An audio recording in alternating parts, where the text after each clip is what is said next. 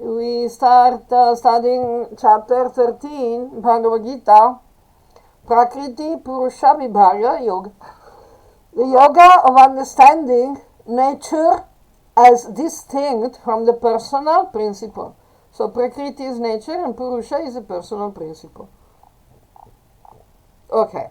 Arjuna said, "Okay, Shiva, I wish to know about the Prakriti and the Purusha, the Kshetra and the Kshetragya, the knowledge and the object of knowledge."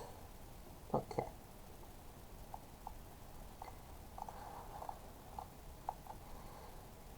The wonderful Lord said, "O Kunteya, this body is called the field, and one who knows this body is called the knower of the field." Okay. O Bharata, you should know that I am also the knower of the field who resides in all fields. Knowing the field and the knower of the field is called knowledge. This is my opinion. Okay, this is very simple, very clear. Let's go on. Now listen as I briefly tell you about the field, its transformations, and its power. Okay. Okay, then we go. Next. Verse 5. This knowledge has been repeatedly sung in many hymns by the rishis. Again, it has been presented in the aphorisms of the Vedanta Sutras, with a clear discussion on the causes and the effects.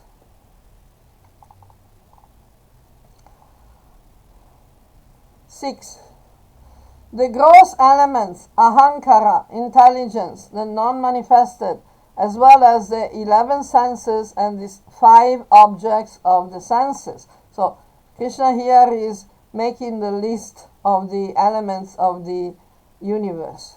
Okay, the gross elements are, the gross physical, earth, water, fire, air, what is it? And Akash. Okay. Earth, water, fire, air, and Akash. 5. Okay.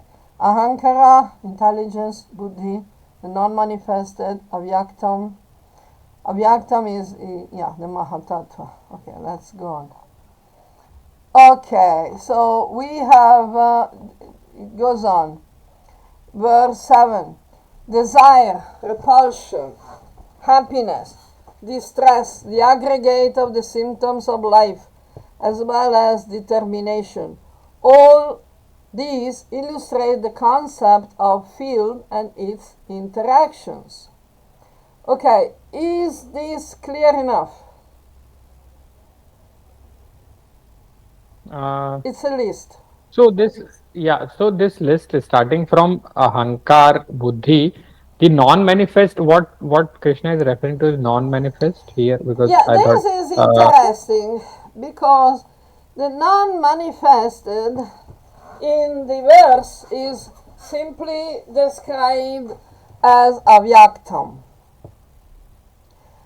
Avyaktam, Okay. I believe, let me see here what I was commentating here. I did not elaborate because Krishna is not specifically saying, but I believe that this avyaktam is the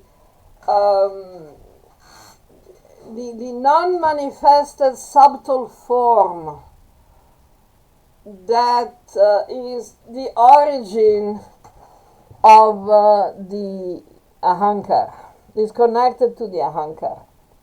It's not the ahankara because it's listed separately, but the non-manifested because it's not the Purusha. It's not the Purusha because Krishna describes all these elements as the elements of the Kshetra, not the Kshetragya. So it's still a part of the Prakriti. I tend to think that this non-manifested can be the Tatastha Shakti essence of the Jivatma when it enters into the material world. It's not the Jivatma, because the Jivatma is Purusha, but Purusha is also Prakriti. We as Jivatmas are both Purusha and Prakriti. We are not just Purusha. So I think, but I don't know, I'm not sure, I never read it anywhere. It's just my interpretation. That this avyaktam is the non-manifested quality of Tatastha Shakti of the Jiva when it enters the material world. I've not heard any other explanation. So you can take it or leave it as you like. I'm not peddling it as Shastra Praman. I don't know if you have found any other explanation. I'll be happy to check it. But my knowledge is like zero. Whatever you read, so many on this argument, Shastras, especially I because it's avyaktam. Consider it's avyaktam, non-manifested. How can you describe the non-manifested? It's more than a chintya, more than a dokshaja, even non-manifested. Because at least the forms, the divine forms of, Vishnu and, are manifested. Okay? It's a Narayana Paravyaktat, Narayana is avyakta before it manifests in the material world. But still, when Narayana manifests in his material world, his body is not material. So it is a transcendental form. Even if it is vyakta, if it is manifested. So similarly, I believe there is a non-manifested form of Prakriti that enters the material world and then becomes manifested. It's, I feel it is right, but I'm not sure where we can find the confirmation. I have no idea. If I find, I will add to the next edition, if I'm still alive. Maybe not. Okay. Yeah, well, Anyway, so the kshetra, all these are the concept of the field and its interactions. So not only the gross material elements, the senses, ahankara, intelligence, the senses, the objects of the senses. There are 11 senses and 5 objects of the senses. Why is that? Because the 5 objects of the senses are the same both for the perception senses and the action senses, which is 10. And the number 11 is the mind. So we have 11 senses, which are the mind, the 5 perception senses, the 5 action senses, but only 5 objects of the senses. Is that clear, huh? Yes. This is easy. This is, this we have listened so many times. Easy peasy. So no worries. Okay, let's continue. Desire, repulsion, ichadvesha, happiness in the sense of sukham, not ananda. It's interesting here because it's joy rather than happiness actually. Sukha dukkha, happiness, distress, joy and distress. The aggregate of the symptoms of life. Sangata Chetana, so means all the emotions, all the feelings, all the symptoms of life, as well as determination, like Dhriti. All these illustrate the concept of field, Prakriti, and its interactions with the Purusha. Okay. Then we have this is a description of knowledge, which is extremely important and interesting because it goes well beyond the learning of concepts. These are aspects of knowledge that are not, taught in schools. Okay, verse 8.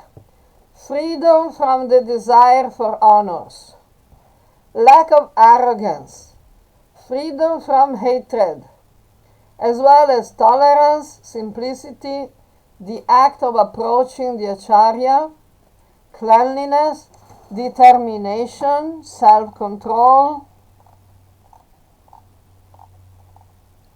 renunciation towards the objects of the senses, freedom from the sense of doership, as well as the clear perception of the inherent sufferings and problems of birth, death, old age, and disease,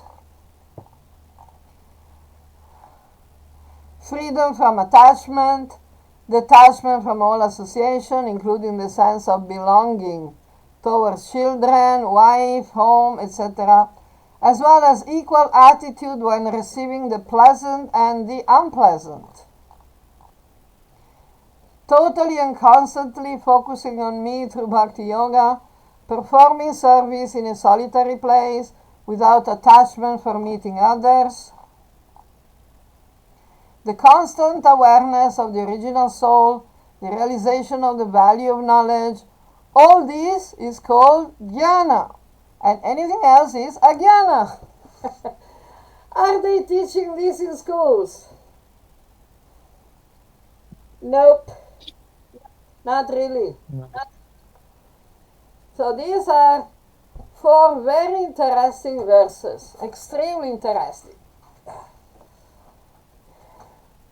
We should put them all together so that we can read them easily. You want to go back to the beginning? Yes, let's discuss each one by one It's a lot. to see. It's a lot of stuff. Yeah, it's a lot of stuff. Okay, it starts here. So all this is jnana, knowledge. Let's start from the freedom from the desire for honors.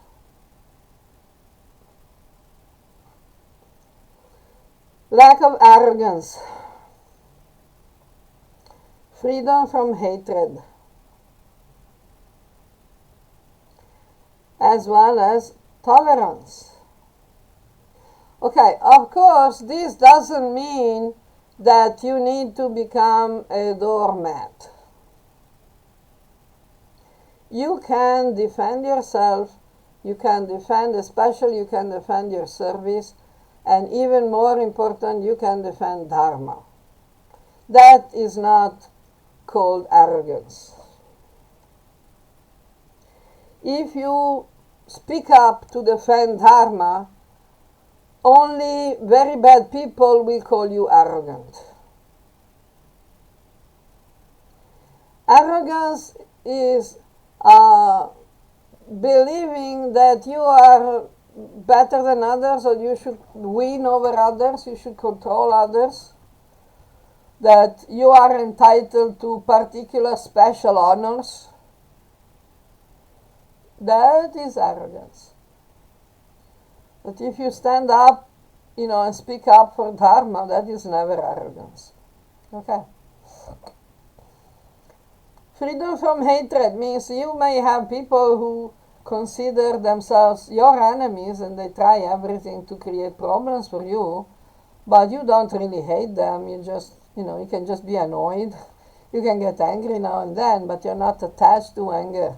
You're not attached to hatred. You see that they're bad people, but you're not interested in running after them. You're not poisoning yourself with hatred. Because someone who cultivates hatred, they're just poisoning themselves. The people they hate is not going to have any problem. Okay. Tolerance. Yeah, well, tolerance means, you know what you can change, you know what you cannot change. So you can tolerate what you cannot change, but you work for what you can change, for the better, of course. Simplicity. Simplicity also means straightforwardness. Sincerity means, not trying to hide behind a finger, like whatever, simplicity, simple. The act of approaching the Acharya Upasanam.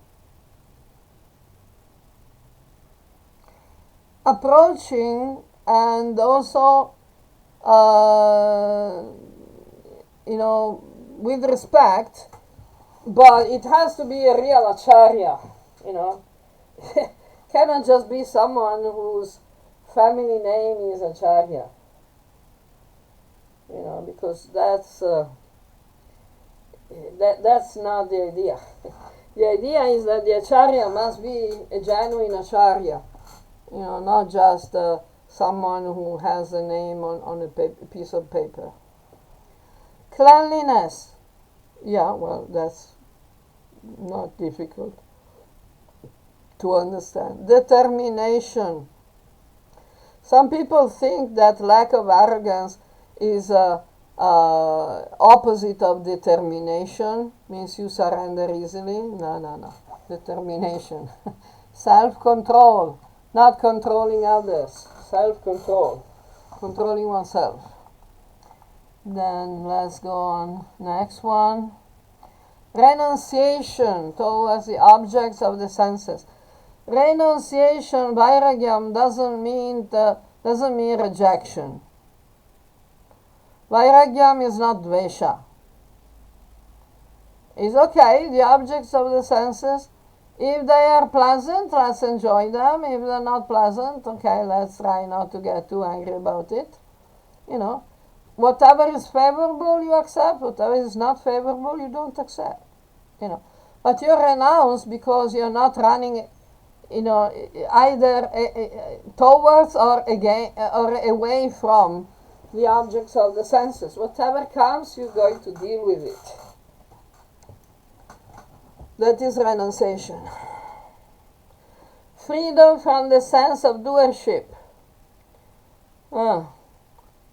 Anahankara means no ahankar, no material identification, as well as the clear perception of the inherent sufferings and problems of birth, death, old age, and disease. So people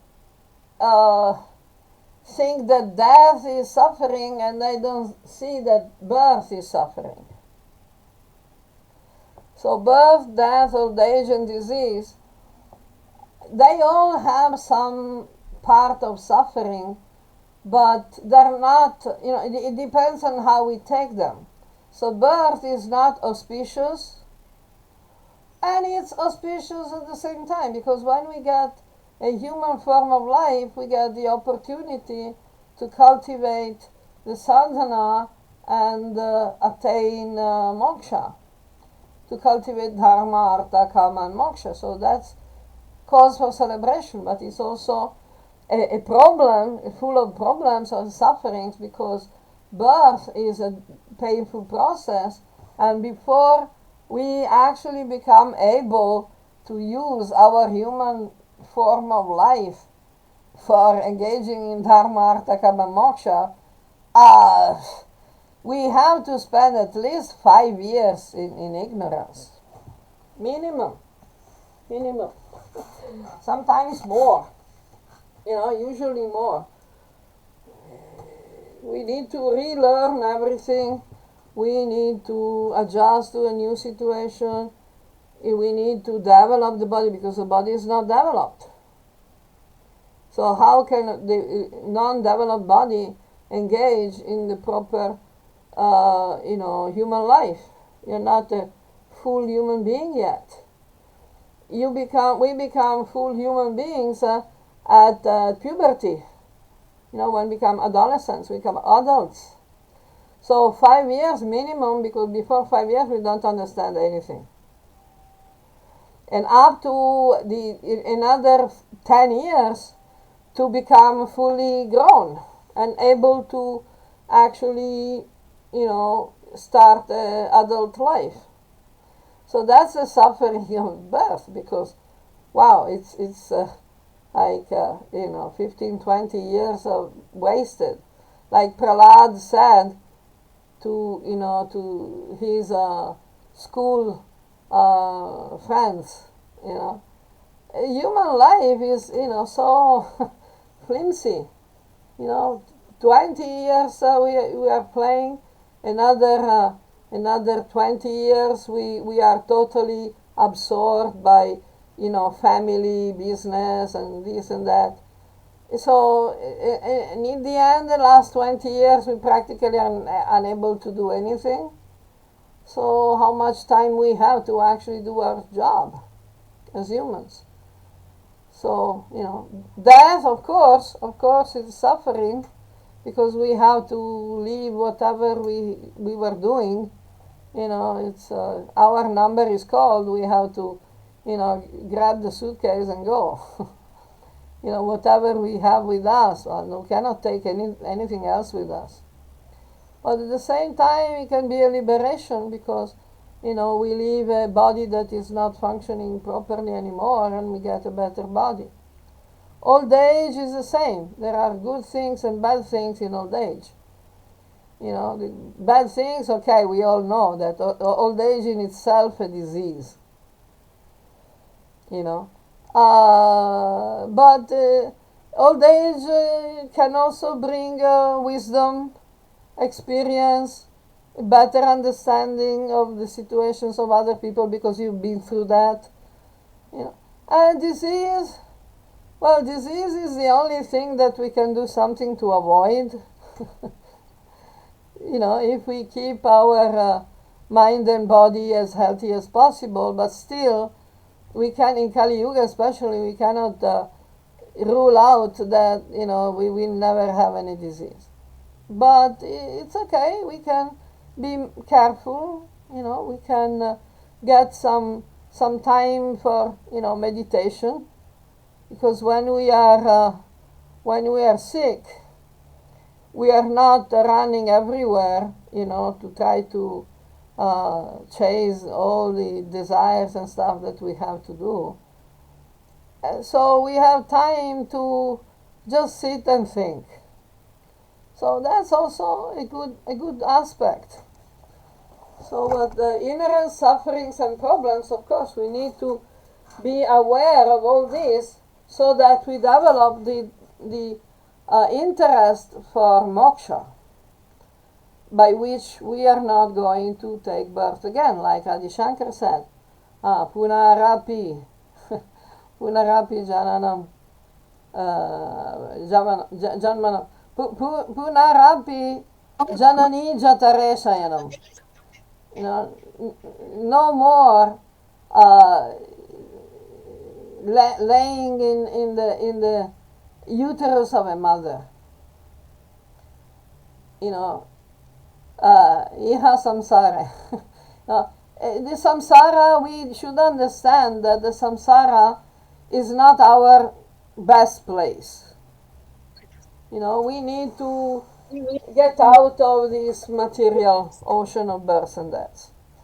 That when we have the clear perception of the nature of this world, of this body, because lots of people, especially if they do all the right things according to the karma kanda, according to the instructions of the Vedas, Ayurveda and karma kanda, purvamimamsa, all these things, we may be tempted to think that life in this world, in this body, is beautiful. So we want to take birth again and again in a good situation, good position. But we need to understand that this is not a perfect place, because there will always be some problems. So that's the important thing. Then we go on. Next. Freedom from attachment. Ahankara and mamatva. Detachment from all association. Not identifying with emotions and situations. Anabhisvanga. Including detachment from all association, including the sense of belonging towards children, wife, home, etc.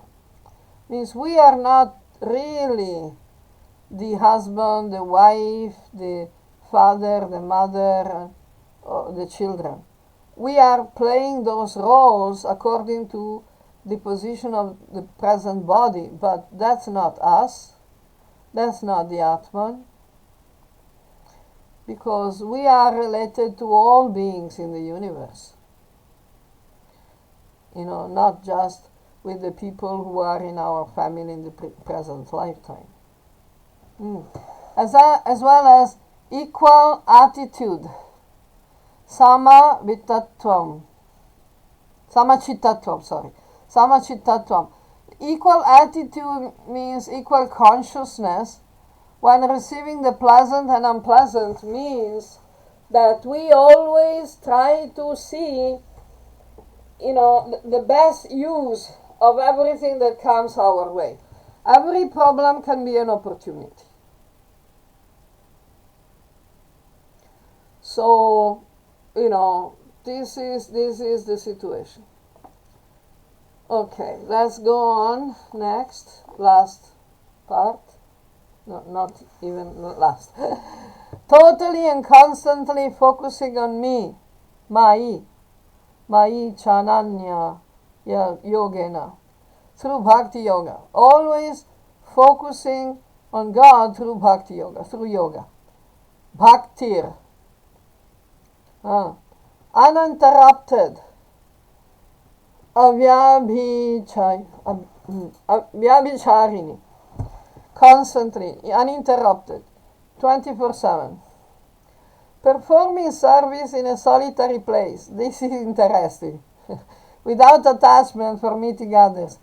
I so like this one. Performing service in a solitary place without attachment for meeting others. I totally signed up for this. It's so much better to control, for controlling one's own mind. It's unbelievable. It's magic. The constant awareness of the original soul means you constantly know, you're constantly aware that you are the Atman, that you're not the body. You have completely given up all material identifications, all material attachments, all material, whatever package is there. It's not you. So because you're constantly aware of the original soul, the actual, adhyatma. The realization of the value of knowledge. Some people think that bhakti means you have to reject knowledge, because if you accept knowledge, you become a donkey. If you accept knowledge, you become, against bhakti. But this is stupid, because Krishna is saying that accepting the actual value, the realization of the value of knowledge, is the basis of jnana.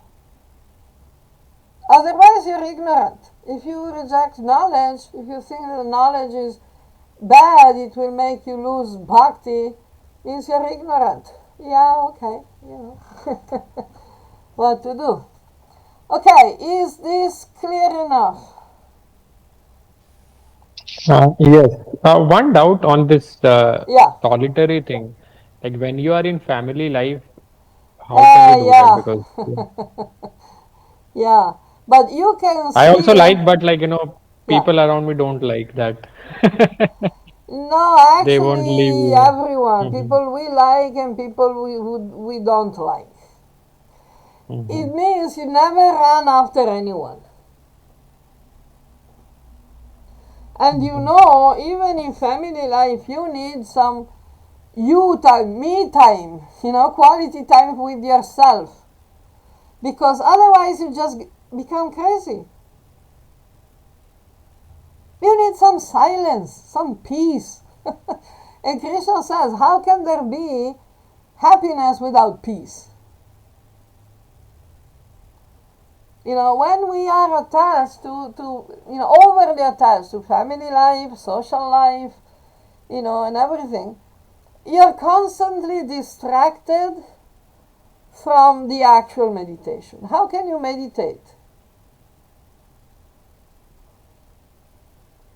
If you can be doing service in a solitary place within yourself, you can do it in the middle of the Kumbh Mela crowd. But you need to have this solitary place in yourself. Why the yogis and the sannyasis go to the jungle, to the Himalaya, this and that. Some even meditate underwater in some lake, like that rishi, I don't remember his name, but that was a funny story, because we need peace, we need silence. If there is too much noise and you're trying to listen to all the noise, you can't even hear you think. You can even hear yourself thinking. So much noise. People are, obsessed with making noise because they don't have the courage to sit with themselves. They don't like themselves. So when there is no noise, nobody else dancing around, they are forced to look at themselves. And this is something that most people cannot face. They're not able to face it. This, unfortunately, also happens in ashrams. People go for yoga, but they end up in ashrams where they're constantly pushed and pulled here and there, do this, do that, but there is never any quiet moment to actually think, meditate properly. It's all passive meditation. You go, you're pushed to the arti, you're pushed to the the reading of the Shastra, but you don't have time to think. So it always remains kind of superficial, because you think you've done it, but actually you are waterproof. Like you have gone to this, Gita Parayana, for example, Gita Path. They read Gita as a social event. What is your feeling? What do you think the people are thinking when they go to the Gita Path?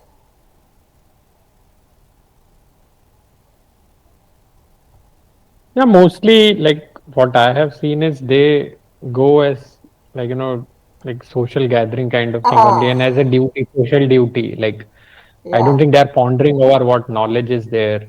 yeah, Because I've seen usually you also mentions this, like some people are like more focused on reading the Sanskrit and not reading the translation and understanding it. Just okay, yeah, you do this part, that's it.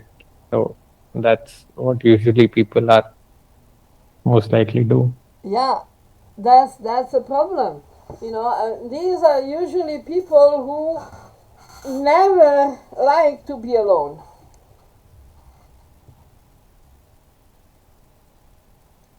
They always want to have some family, society. They want company.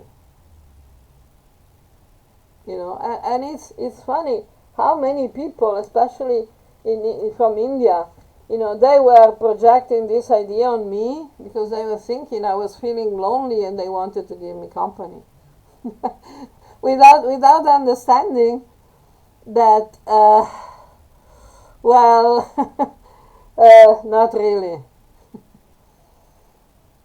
But because they don't have the, they don't understand what it means to sit in peace and quiet and meditate, and try to see beyond all these, chattering of the mind.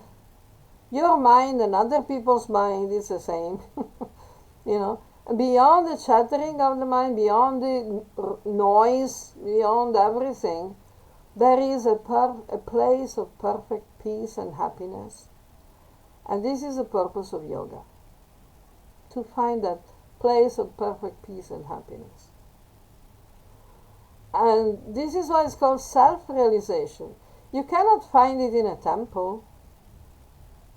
You can only find it within yourself.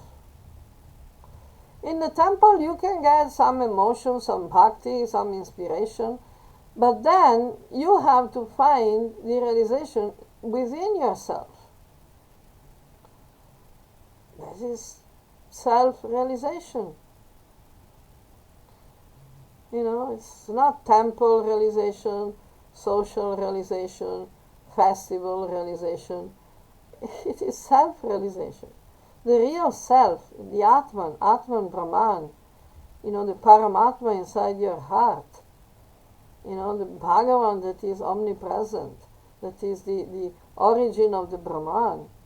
We need peace and quiet. Otherwise we are never going to realize it. You see the problem? So even in family life, you can find some space like that. In the Vedic system, you do that, especially in the morning as a part of your duties. You do some meditation. You don't need to meditate for hours. Just half an hour of peace and quiet to meditate together. To get your mind, peaceful and ready to start the day. That does so much good. So much good. So, I don't know, does that answer your question? Yes. I hope you're not disappointed with the answer. No. No. Okay. Okay, because the yes was like I like this. Okay, so. One thing to just add on to this. Yes.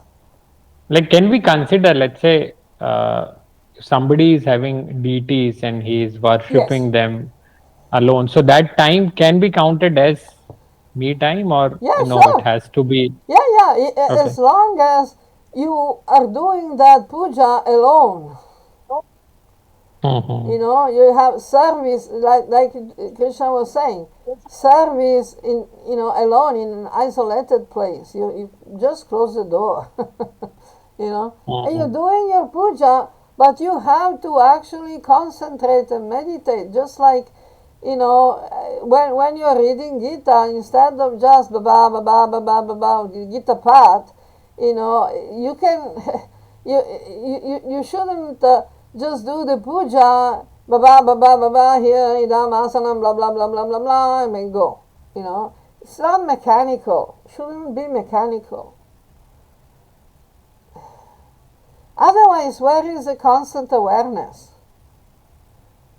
It becomes mechanical. It becomes playing with dolls. I have to, give the bath to the deities and put new clothes. But, if you're treating them like dolls, you're not doing any proper dhyana, any proper meditation, that's not giving the same results. Of course, it's good You know, that's why we give Krishna dolls to children, you know. But it's not really puja. You know, I've seen, you know, it's so easy to make it mechanical, especially if you do it for long periods of time, like, you know, for years or something. The danger, it can become mechanical. And then it's not giving the same results. It's still good, but not giving the actual results that you should expect from actual service. You see what I'm saying? Yes. So the best agree. thing, you know, when you do the puja in the morning, you actually close the door. You know, give yourself, you know, put the alarm clock. Give yourself 10 minutes, you know, 15 minutes to just make peace in your mind. And try to see yourself as the Atman. Try to see the Atman Brahman.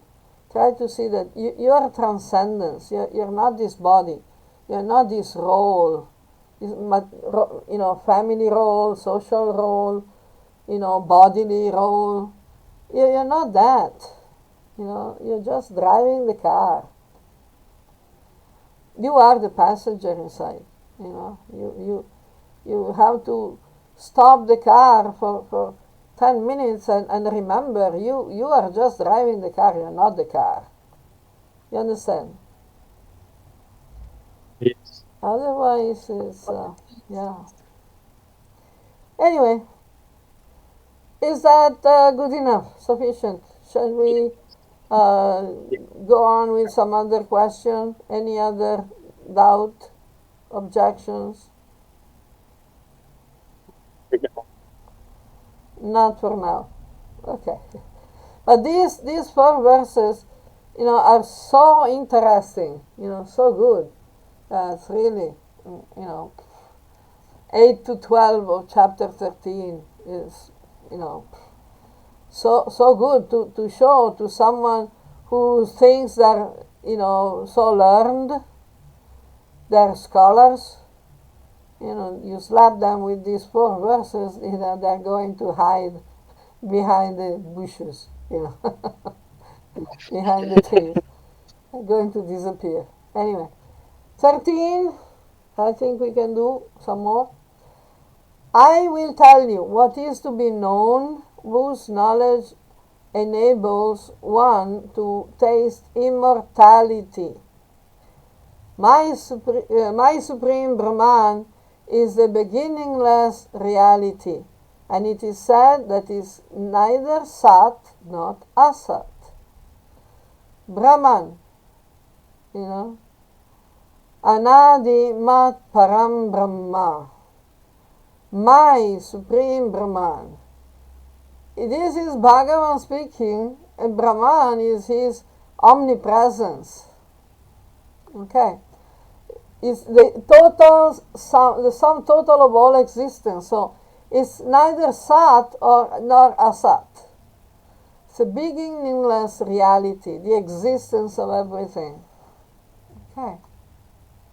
This is, you know, quite interesting. It's maybe not so easy to understand, but still. That is my Supreme Brahman phrase I've heard for the first time. I didn't pay attention when I read it earlier. So this is interesting. Yeah, because by Because Supreme Brahman, Brahman and yeah, there is no distinction, but then okay, my exactly, there is Brahman. no distinction between Krishna and the Supreme Brahman. Arjuna also said, you know, you are the Supreme Brahman.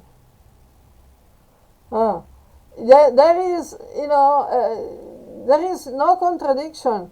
Krishna is the Supreme Brahman and has the Supreme Brahman. The Supreme Brahman is an extension, is an expansion of the ultimate reality. It's beyond, like Krishna says, Brahmanohi Pratishtaham, I am the foundation of the Brahman. the Supreme Brahman, Brahman is supreme.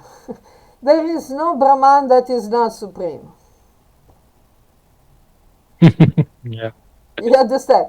There is no distinction between Supreme Brahman and non-Supreme Brahman. Well, what is a non-Supreme Brahman? It's an oxymoron. It doesn't exist. So everything, Brahman is the sum total of existence, of omnipresence. And what is God then? God is the Supreme Brahman, yes. It's the origin of the Supreme Brahman.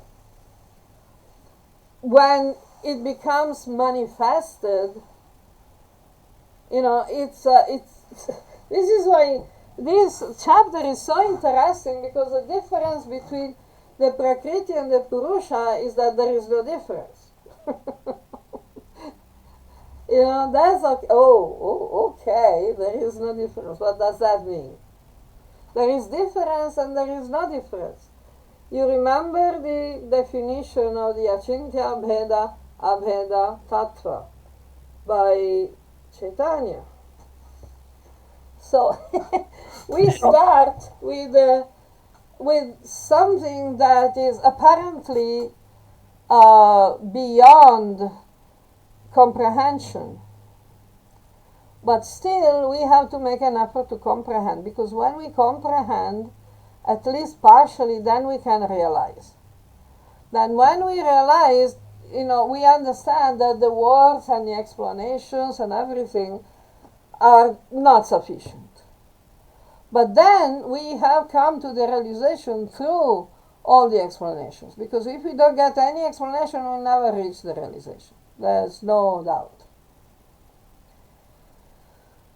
So when Krishna says, when you have, gone beyond the dense forest of illusion, whatever you have heard, whatever you will hear, will be, kind of irrelevant, because you know already. The funny thing is that we know already, we are already realized, because the Atman is Satchitananda. So we are already realized, but we need to hear all the explanations, all the purification, all the sadhana, all the cleaning up, all the study of the Shastra, all the, everything, so that we wash away the Ahankara Mamatva. Because we are already realized. We taste immortality, but we are already immortal. Just we are not aware that we are immortal. Is this clearer? Little bit. Yes. Yes. Good. Yeah, well, we cannot hope to make everything, completely clear, but, we can do our, little by little sadhana cleaning. Okay, we can, one more verse. Okay. 14. That means the Purusha, Tat. Sarvata, Pani Padam, Tat. Tat is that. That is Purusha, that God, that Supreme Brahman. Okay. Has hands and feet everywhere, eyes and heads and faces everywhere. Sarvato Mukham. He listens everywhere and always resides everywhere, covering everything. This is the Brahman. The Virat Purusha, the Mahapurusha, but not just in this universe. Everywhere means all the universes. Okay.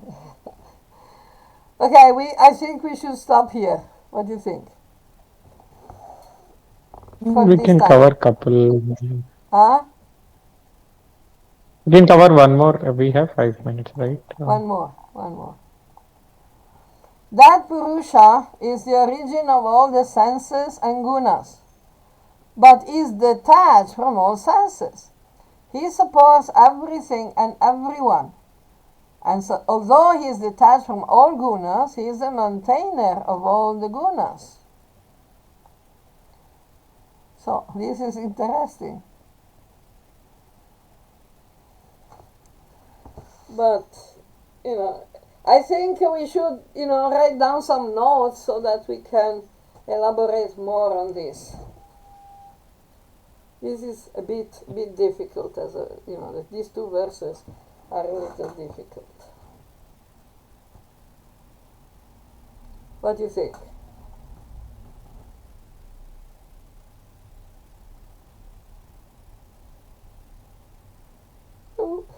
Still thinking. Okay. I think we stop here. Yeah. We'll go on again, because also this next verse is not very difficult. Very different. That Purusha is outside and inside all beings, moving and non-moving, and because he is extremely subtle, he cannot be known through the gross material senses. He is very far and very near at the same time. So this is Upanishad stuff, So I think that we can go next time from verse 14. And in the meantime, maybe we can go and brush up our Upanishad memories, so we can understand what Krishna is talking about here. Okay. Thank you. Thank you. Thanks for your valuable time. Jai.